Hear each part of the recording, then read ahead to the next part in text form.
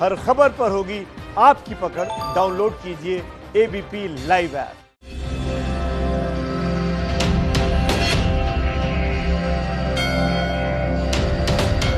कैसा होगा भव्य राम मंदिर? राम मंदिर जब आप जाएंगे तो रामलला के दर्शन कहां होंगे? मंदिर के भीतर क्या क्या होगा? राम मंदिर में बैठकर भक्त कहां पर पूजा प्रार्थना करेंगे? आपके मन में ऐसे ढेरों सवाल होंगे। एबीपी न्यूज ने सारी जानकारी जुटाई है और आपके लिए मंदिर का एक मॉडल तैयार किया है। तो चलिए एबीपी न्यूज पर पहली बार करते हैं भव्य राम मंदिर के दर्शन इस वर्चुअल टूर में।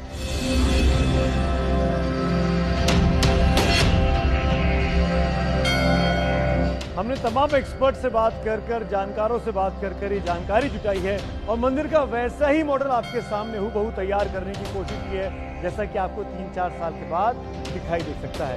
तो राम मंदिर के सिर्फ बाहरी नहीं, भीतर के हिस्से की भी आपको टूर कराएंगे और आपको जानकारी देंगे। उम्मीद जताई जा रही है कि हर रोज इसको देखने के लिए 1 लाख श्रद्धालु पहुंचेंगे जब ये मंदिर बनकर तैयार हो जाएगा। लिहाजा मंदिर को पहले के प्लान से ज्यादा बड़ा और भव्य बनाया जा रहा है। अब इसके डिजाइन को समझते हैं। यह है भव्य राम मंदिर का शिखर, यानी जहां ध्वजा लगी होगी। इसकी ऊंचाई 141 फीट से बढ़ाकर इसकी ऊंचाई अब 161 फीट कर दी गई है।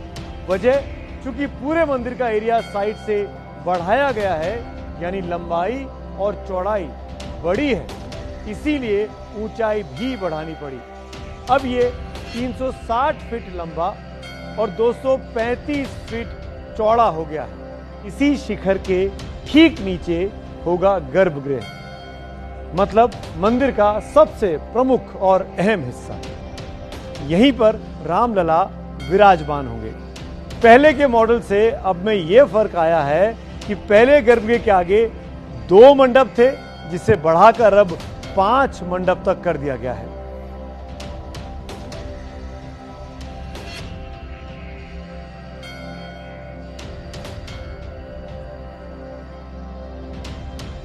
अब इसकी ऊंचाई जो है उसमें अंतर आया है। इसका जो ये ऊपर वाला हिस्सा है, इसमें अब बढ़ा दी गई है 1 मंजिल को। इसके पहले ये 1 मंजिला था, अब ये ऊपर का हिस्सा 2 मंजिला कर दिया गया है। इसके डिजाइन का ये एक अहम हिस्सा है। गर्भगृह के ठीक सामने गूढ़ मंडप, जिसको आप देख पा रहे हैं, गूढ़ मंडप, जिसकी ऊंचाई करीब 100 फीट की है। इसके ठीक आगे नृत्य मंडप होगा और उसके सामने रंग मंडप बनाया गया है। इसी में दोनों तरफ कीर्तन मंडप और प्रार्थना मंडप को तैयार किया गया है। ये दोनों मंडप इसलिए बढ़ाए गए हैं ताकि हजारों की संख्या में जब मंदिर के भीतर आए तो उनको भीड़ से बचाया जा सके, किसी भी तरह की तकलीफ भक्तों को ना हो सके।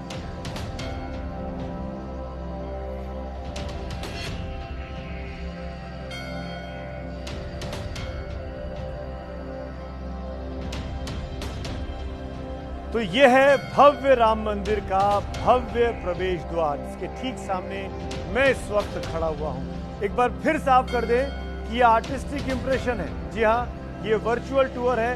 इसी अंदाज में आपको जब मंदिर बनेगा आज से 3 या 4 साल के बाद, तो ऐसे ही अंदाज में आपको उसका प्रवेश द्वार दिखना चाहिए। किसी भी मंदिर में एक खास बात होती है कि जो सिंह द्वार होता है, जहां से आप मंदिर में प्रवेश करते हैं, उस वेलकम गेट पर आप घुसते से ही सबसे पहले आपको प्रभु के दर्शन होने चाहिए। वही इंतजाम इस बार इस रामलला के मंदिर में भी किए गए हैं। जैसे ही आप ऊपर चढ़ेंगे सीढ़ियों से, सामने आपको रामलला के प्रभु के दर्शन आसानी से हो जाएंगे। और खास बात क्या है, नागर शैली की पूरी ये कलाकृति है, ये कलात्मक तौर पर तैयार किया गया है। जैसा कि आप सोमनाथ मंदिर में देखते हैं, अक्षरधाम मंदिर में देखते हैं, वही शैली का इस्तेमाल, वही गुलाबी पत्थर का इस्तेमाल जो राजस्थान से लाया गया है, वो यहाँ पर इस्तेमाल किया जा रहा है। और एक बात और बताना चाहूँगा कि जब मैं भीतर चलूँगा, आपको इसके साथ अंदर लेकर चलूँगा, तो भीतर जाकर इस दीवारों पे जो नक्काशी की गई है, जो खंभे हैं, इनको बहुत बारीकी से आपके सामने रखने की कोशिश करूँगा कि दरअसल जब आप वहाँ पहुँचेंगे तो किस तरह की खूबसूरती का नज़ारा आपके सामने होगा। तो आइए अब अंदर चलते हैं। मंदिर में जाना है तो जूते उतार लेते हैं।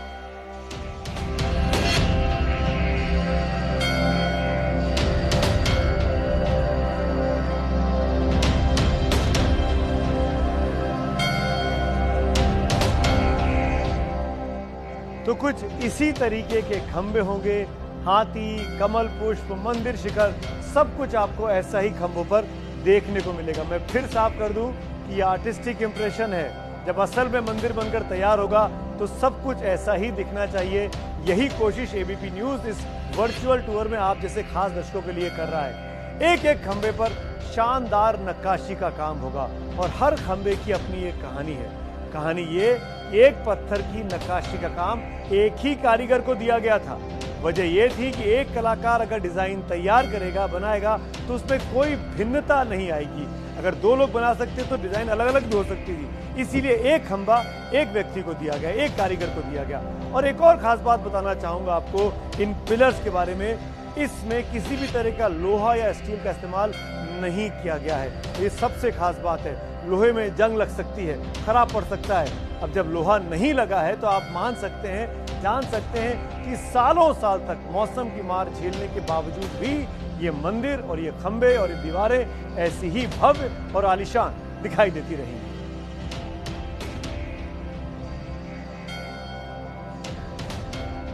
आइए इस वर्चुअल टूर में अब थोड़ा आगे बढ़ते हैं। ये पूरा नृत्य मंडप का इलाका है। नृत्य मंडप के इलाके में यहाँ पर आपको बाकायदा राम कथा मूर्तियों के जरिए समझाई जाएगी, दिखाई जाएगी। यानी रामलला के दर्शन करने जब तक आप पहुंचेंगे तब तक आपके दिलो दिमाग में भगवान राम की कथा बस चुकी होगी। 3-3 फीट ऊंची मूर्तियां लगी होंगी और उस मूर्ति पर भगवान राम की बालावस्था से लेकर उनके स्वयंवर और फिर रावण युद्ध और फिर उसके बाद उनके राज्याभिषेक तक की पूरी कहानी उसके जरिए समझाई जाएगी।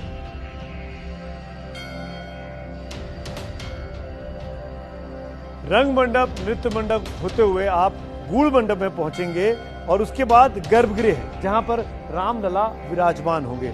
और ये जानना बहुत जरूरी है कि रामलला का ये वर्चुअल टूर आप देख रहे हैं, ये प्रतीकात्मक तस्वीरें हैं। सुप्रीम कोर्ट के आदेश के बाद जिस अस्थायी मंदिर में रामलला के मंदिर को शिफ्ट कर दिया गया है, वही रामलला मंदिर बन जाने के बाद यहाँ पे दोबारा विराजमान होंगे।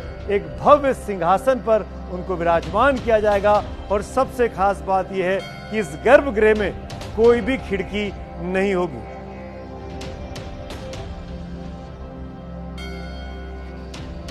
कई और मंदिरों की तरह यहाँ पर परिक्रमा करने के लिए मंदिर से बाहर जाने की जरूरत नहीं पड़ेगी। यहीं बाईं तरफ पर रेलिंग लगी होगी। रेलिंग पकड़कर जो खासकर सीनियर सिटीजन हैं वो बाईं तरफ से अंदर जाएंगे, परिक्रमा करेंगे और दाहिनी तरफ से बाहर निकल आएंगे।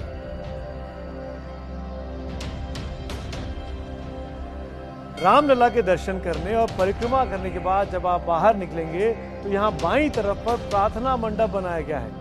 इस प्रार्थना मंडप में बैठकर श्रद्धालु दर्शन के बाद अपने प्रभु को याद कर पाएंगे और प्रार्थना कर पाएंगे। यहाँ पर बैठने की कोई पाबंदी समय की नहीं है। आप जितनी देर चाहें उतनी देर यहाँ पर बैठ सकते हैं। इसके ठीक ऑपोजिट तरफ यानी उस तरफ कीर्तन मंडप होगा जहाँ पर राम धुन बजती रहेगी, संकीर्तन होता रहेगा। आप जाकर वहां पर राम धुन का आनंद ले सकते हैं।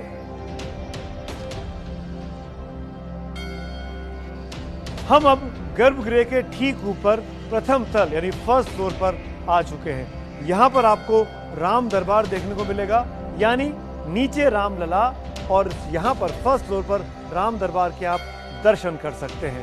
खास बात यह है कि फर्स्ट फ्लोर पर 132 खंबे होंगे। भक्त यहाँ भी पूजा अर्चना करने के लिए आ सकते हैं। लेकिन इसके ऊपर की एक और मंजिल है जिसको तीसरी मंजिल कहा गया है, वहां पर भक्त नहीं जा सकते हैं। वो सिर्फ डिजाइन का ही एक हिस्सा है, क्योंकि मंदिर की ऊंचाई बढ़ा दी गई है। इसीलिए थर्ड फ्लोर को अब नए मंदिर के मॉडल में तैयार किया गया है। ये सिर्फ डिजाइन का ही पार्ट है। तो इस तरीके से हमने अपने इस वर्चुअल टूर के जरिए, आर्टिस्टिक इंप्रेशन के जरिए आपको बताने की कोशिश की कि कैसा होगा भव्य राम मंदिर, जिसकी शिला पूजन, जिसका भूमि पूजन अभी होने जा रहा है, जो 3 से 4 साल में बनकर तैयार हो जाएगा। धन्यवाद।